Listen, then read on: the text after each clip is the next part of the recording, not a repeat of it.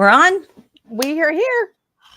I'm so excited about today because we're going to be talking about the differences between grief counseling / therapy and grief coaching, which is very different and very, in some ways the same, but different people sometimes.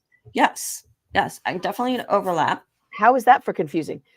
Exactly. So, I'm going to let me see. I can share on here, can't I? Yes. Where? Go down to the bottom where you've got the little choices and put the one with the two people and then the thing in the middle, and then you can share from there. Oh, got it.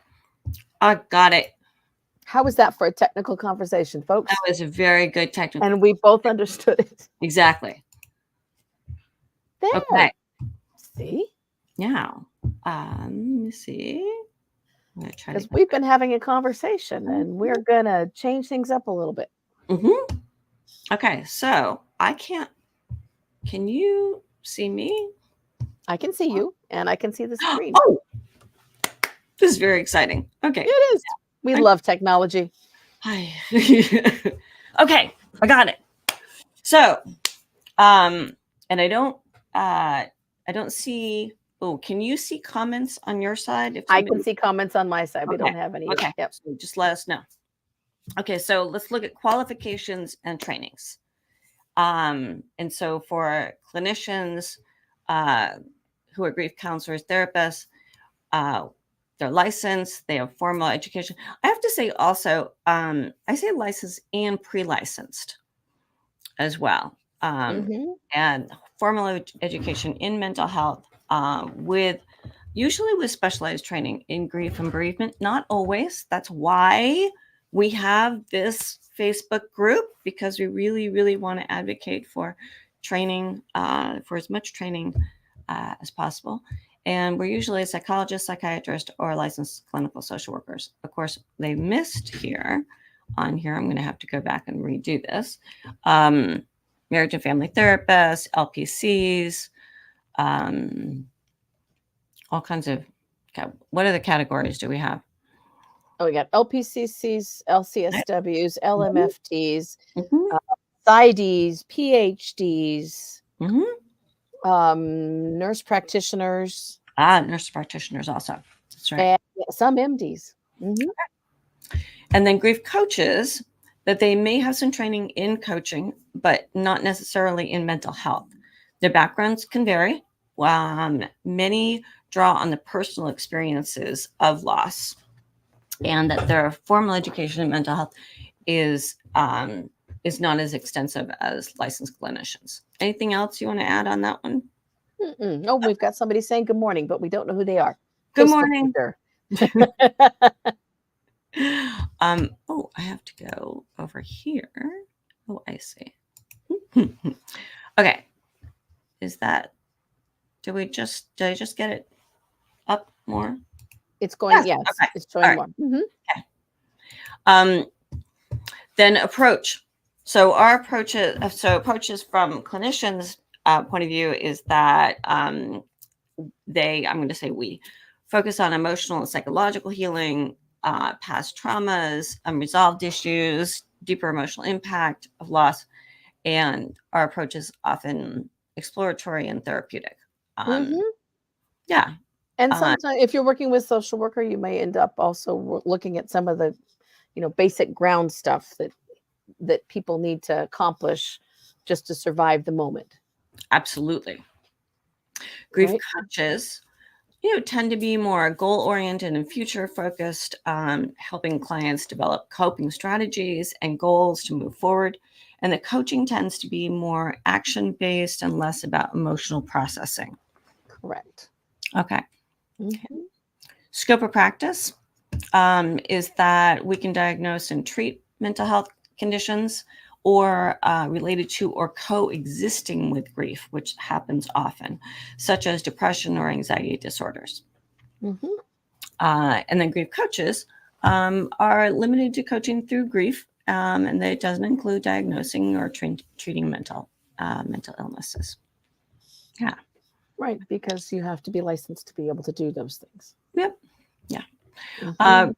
Regulation and oversight, which I think is a really huge piece. It's hugely important.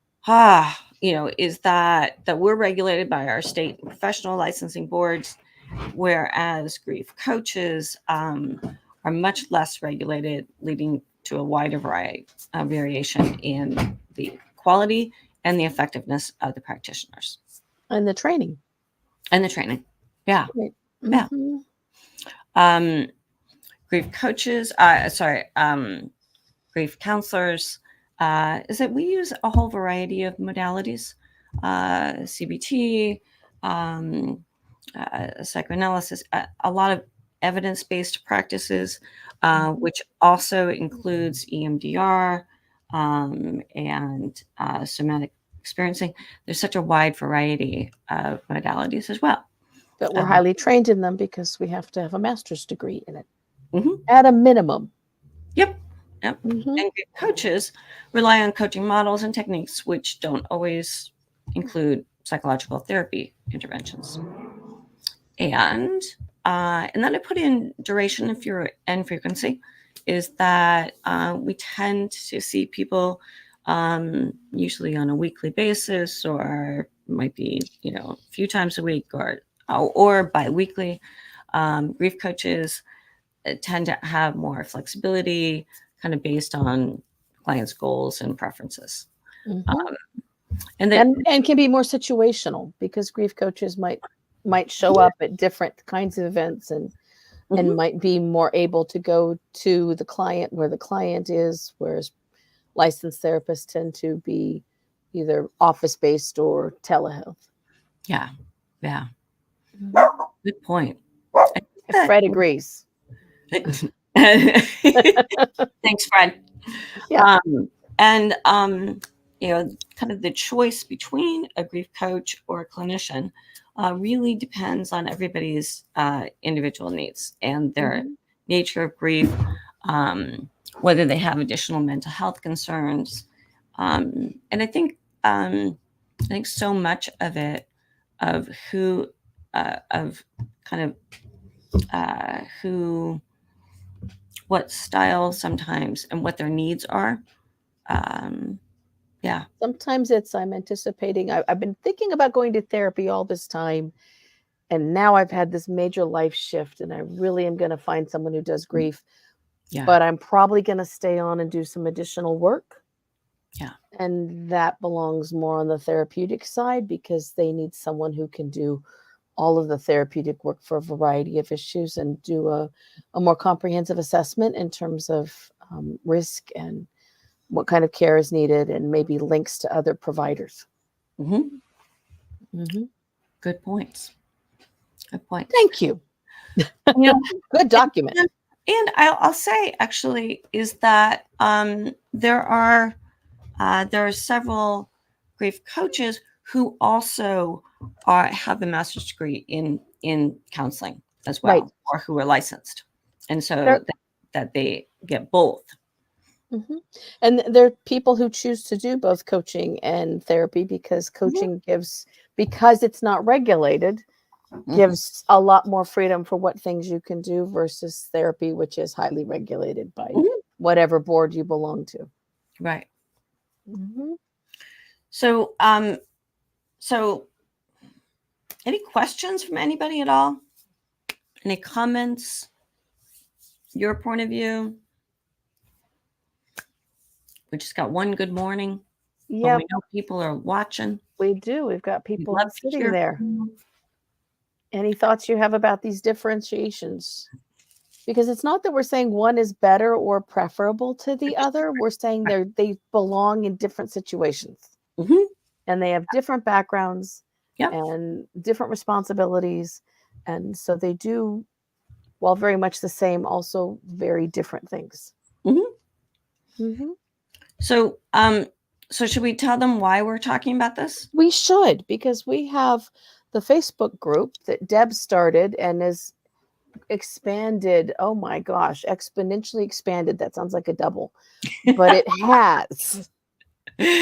But it has. I can't believe I started this in 2018, and we're up to more than 4,000 clinicians all over the world, which is so cool. It's exciting, and we get so many different variables and different levels of expertise and ideas, and the files are expanding. I People know. post stuff because grief people share. We don't tend to Yes. say it's my intellectual property and you can't have it. We tend to say, "Ooh, let me share this with you." Yes. I love Right? that. Because we do grief, and there's enough grief to go around everywhere, Yes. unfortunately. Yeah. You know, often I will say, unfortunately, we're never going to run out of business. Mm-mm. Yeah. No, Yeah. It because would there's be always lovely. going to be another loss tomorrow. Yeah. Yeah.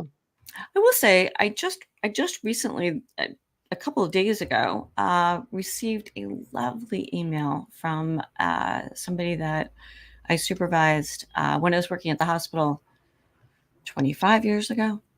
Just feels like, you know, it was like, holy moly, how did it go by that fast? Right? But I love that. In fact, I'm gonna share. She had just simply had said, I'll share a little tiny piece. Where is Look at Debbie go with all of the technology. I it? just like to be clear, when we started our careers, we didn't have computers. And then we had dial up, and you couldn't use the internet and the phone at the same time. So I And now love we're using a plug-in program in a program online while our phones are still operating that don't have to be plugged into the wall anymore. I'm feeling older and older. So I love that this person she was like, do you remember? I was like, of course I remember. She was wonderful. And she said, I want to take this opportunity to say that during my supervision with you, I took away at least two primary principles. Firstly, that underneath all maladaptive behavior and negative emotions, there is grief, loss, fear of loss, or a combination of all three. Yep. Secondly, that no one is 100% mentally ill. And as therapists, we can seek to relate to that perhaps tiny part of them that is conscious and present and reachable with a capacity to heal. And wants to be healthy. Ah, I was like, What amazing lessons. yeah, That's your legacy right there, Debbie. I'm so excited. Isn't that cool? It is it is. I just wrote her back this morning and said, well, I have stuck to those principles, and I'm sharing them even more. And in fact, actually, I used to say it a little more crass by saying nobody's 100% crazy, because at quarter of the hour in a hospital, everybody can get their, that they can get oriented enough to go out for a smoke break. Right. And none of us are 100% sane either. No, Yeah. thank God, because that would take all the fun and joy out of life. Yeah. And I think uniqueness. Right. And we know, grievers feel like they're, quote, crazy. That's the first thing they ask in every time Isn't they it? encounter a therapist. Yes. So Please tell me I'm not crazy. I feel crazy. Yeah. You may have major depressive disorder or anxiety, but you're grieving, and what you're feeling is grief. Exactly. And we can access that, and you can still be okay. Yeah. Oh, somebody says true. Yeah. All right, Facebook user, we want to know who you are. Tell us your name, please. Because we can't see it on this platform. If you're coming in from a different platform, depending on, because we stream this to a variety of places. That's true.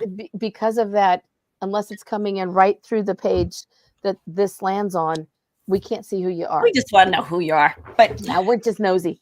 You don't have to reveal yourself if you don't want to. Do. So we're talking about this because when I started this, and my intention is to bring this information to as many clinicians as possible. Because over the years, I know, Jill, you've gotten this too, a ton of referrals over the years have been from our colleagues who say, I don't do grief. I'm going to refer to you. And then they'll say, I want you to do the grief, and I'm going to keep them for the rest of it. Like, right. It's a whole person. I know. And I always want to say, oh, Hello. Hi, Victoria. Victoria. And so I always want to say, hey, don't refer out, learn Right. more, because every single person that you are dealing with has had a loss, more than one. And we don't process it well at all, because we don't know how to support other grievers in our lifetime. You have So to learn the skills, because if yeah. our intakes actually said something along the lines of, tell me about the losses you've had in your life, Mhm. it would fill an entire page. I know. And none of our intakes say that. Well, Yes. mine might. Well, yours does. Mine yeah. does. Right. Uh-huh. We do a whole All of it. loss assessment. But yeah, But that's not we should typical ask when that. yeah. It's crazy. So it's grown. The group has grown and grown and grown and grown. And we have people here that are coaches as well. And so we're really, really excited about this. We're actually going to add another group that is going to be just for grief coaches.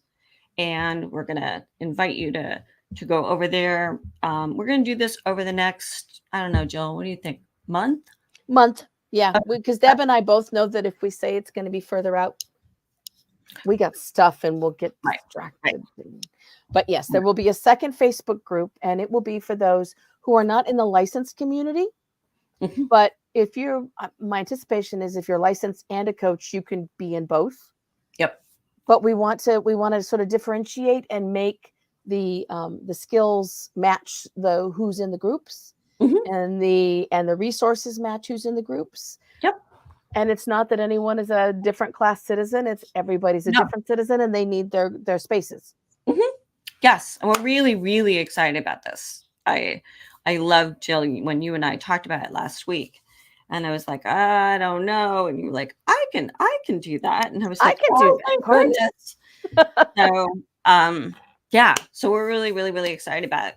Oh, and I see that we have Deb on here with us, and somebody else who's an LCSW from Tennessee. And in Tennessee, and somebody else who's considering adding coaching to your practice, which I think is great. It is. Too. I both you and I worked for, you had done a training with Grief Recovery Institute. I had been a national trainer, international trainer with them for 12 years. And so it's just it's a different set, and I love that work. But it's just a different set. It's a different set, different expectations, and we want to make. There really aren't enough grief providers on the planet, because we all have so many losses, and there are so many people seeking care for loss, and there's so many people who, instead of being skilled in it, they just check that box that says I do grief when they're posting themselves on Psych Today or something else. Right. We want people who actually have resources and training. Yeah. For both sides. Absolutely. And you and I know it's what I love, is that we are so pro resources. And we share them far and wide. Yeah. I've actually sent book chapters out to people going, yeah, you need this whole thing on hospice. I'm just going to send you the chapter. Don't, you could buy the book, but I'm just going to send you the damn chapter, and then it'll be done. Right? I love that. Because that's how we are, because that's what grief people do. Yeah. Yeah. So we're really excited about it. We are. And we'll post all this stuff. Oh, also the whole handout that I have of the differences, I will put that in the file section in the group, in case. And then I'll transfer it over to the file for the new group. Okay, great. We'll put it together. Yeah. After I get back from Palm Springs. Good. Okay. Any other questions? No, I don't see anything. I think we're good. All right. We welcome everyone who's been here. If you're watching this afterward, we're glad you visited. Yep.